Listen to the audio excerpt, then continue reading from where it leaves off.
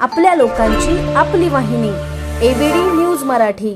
Badlapur railway स्थानकात MRVCने जुने सरकते जिने लावून बदलापूरकरांची फसवणूक केल्याचा आरोप महाविकास आघाडीने केलाय।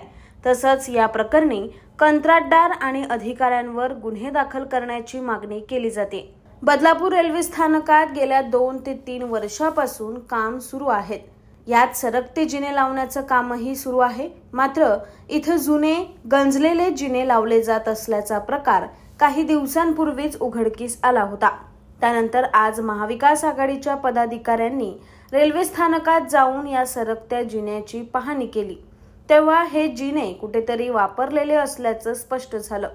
हे जुने जिने इथे बसवून MRVC कंपनी बदलापूरकरांची फसवणूक करत असल्याचा आरोप राष्ट्रवादी शरद पवार पक्षाचे प्रदेश सरचिटणीस अविनाश देशमुख यांनी केलाय। याबाबत त्यांनी रेल्वे प्रशासनासोबत पत्रव्यवहार करत दोषी अधिकारी आणि कंत्राटदारांवर गुन्हा दाखल करण्याची मागणी केली। दूधचं दूध आणि पाणीचं पाणी झालेलं आहे। गेल्या 2 महिन्यापासून आम्ही वारंवार सांगतो की बदलापूरकरांच्या माती हा 10 वर्ष वापरलेला जिना इथं आमच्या बदलापूरला माथे मारलेला होता। आज आम्ही यांना वरिष्ठ अधिकारी MRVC तुमच्या माध्यमातून पुन्हा सांगतो, MRVC म्हणजे ही रेल्वेची कॉन्ट्रॅक्ट कंपनी आहे आणि या कॉन्ट्रॅक्ट कंपनीने हा वापरलेला जिना बदलापूरच्या इथं लावलेला आहे।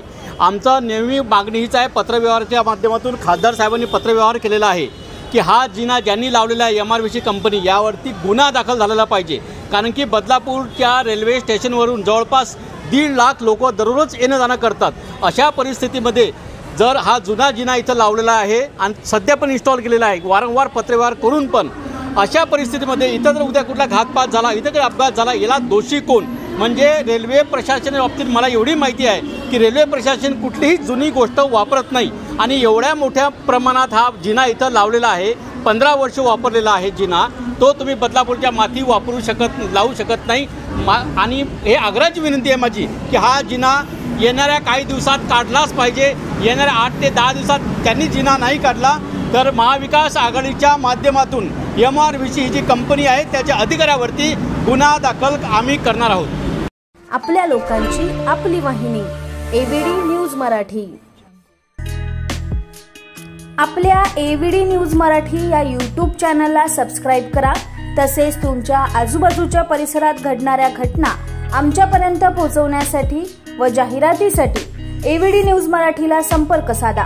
संपादक रेश्माताई दुधाने 9765529008 आणि 9370508280।